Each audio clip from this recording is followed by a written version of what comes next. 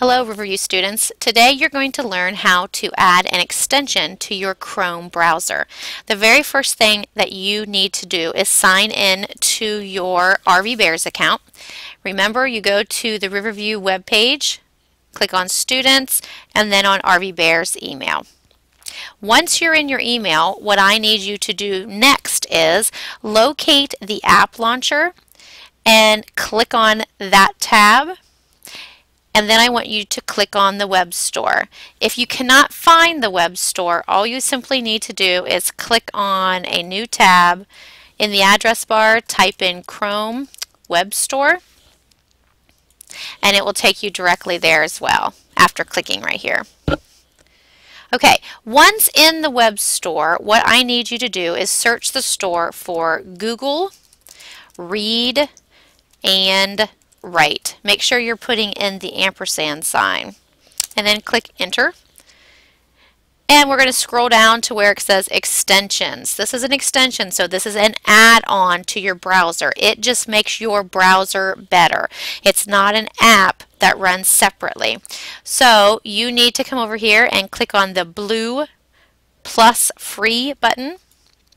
When you click on that, it's going to check to make sure it's not already installed. You're going to click add. And then you'll notice that it has been added up here on your address bar. When it is gray, it is disabled. But you'll notice now mine is green, and so it's trying to tell you that you are able to use it on that particular web page. The first thing you'll notice when you come to this particular page is that you'll notice your username is at the top of the page if you signed in, and you'll also notice that there's an expiration date. You have an expiration date of 30 days, meaning that the trial ends in 30 days. You will still be able to use the basic functions of this extension, which is really all you need to know about anyway, which is the play button, the pause button, and the stop button. Okay, the next thing you'll need to do on this page is click on the orange Start button. This will take us out to a Let's Get Started page. You need to scroll all the way to the bottom, and we're looking for something that says Now What? I'd like you to click on Google Drive, and if you're logged into your Google account, it will directly go to your Google Drive. Okay, you'll notice that I'm in Andrew's Drive, and you'll also notice that I have shared a figurative language test with him. Depending on how your teacher shares things with you, it will either be located under Shared with Me, or if you have shared a folder with your teacher, she or he may have dropped it inside of that particular folder. So regardless, find a test or a document that you want to practice this with. Click on that document to open it. Alright, once your document has opened, a couple things may happen on your end that did not happen on my screen. You may have a large rectangle square that pops up here in the center asking you to authorize the Google Read and Write extension to run. Go ahead and click authorize or accept, and then you'll notice that at the top a new green tab has appeared. When you click on that tab, you have a couple of different options. The very first thing I want you to do is to come over to the settings gear, click on it, and check to make sure that you have Ava for your voice. If you want a woman speaking to you, you're going to click Ava Vocalizer or US Jill Soft Scan. If you want a man talking to you, you're either going to click US Tom Soft Scan or US Tom Vocalizer. Those are the only four options as Riverview students that we have right now.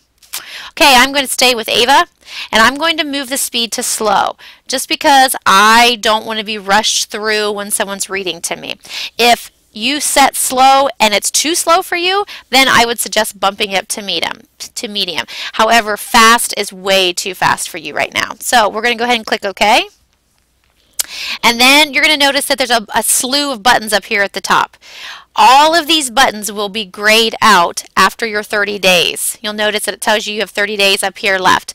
So the only ones that we're really concerned with right now is the triangle button, which is play, the next button which is pause, and the next button which is stop. These are common icons that you find across many devices.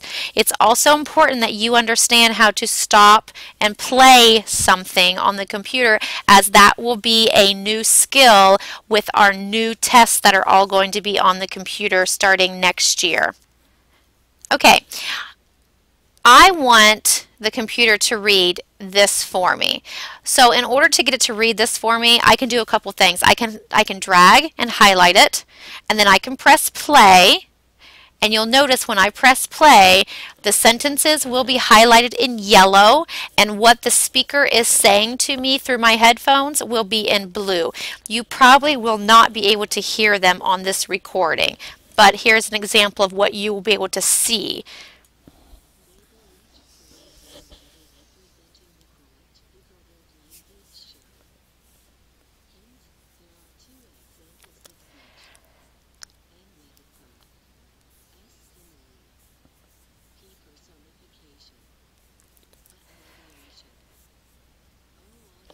Okay, you notice that our computer, Ava, was speaking it to me by the sentence was colored in yellow and each word was highlighted in blue.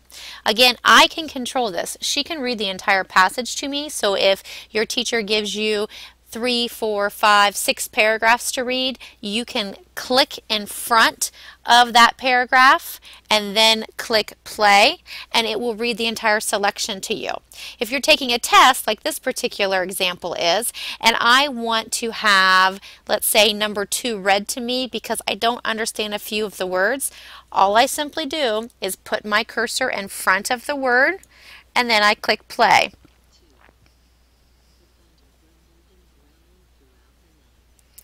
Once she's done reading that sentence, at the end of the period, I can press the pause button, and then I can go to my paper that's beside me that I'm taking my test on, and I can answer the questions.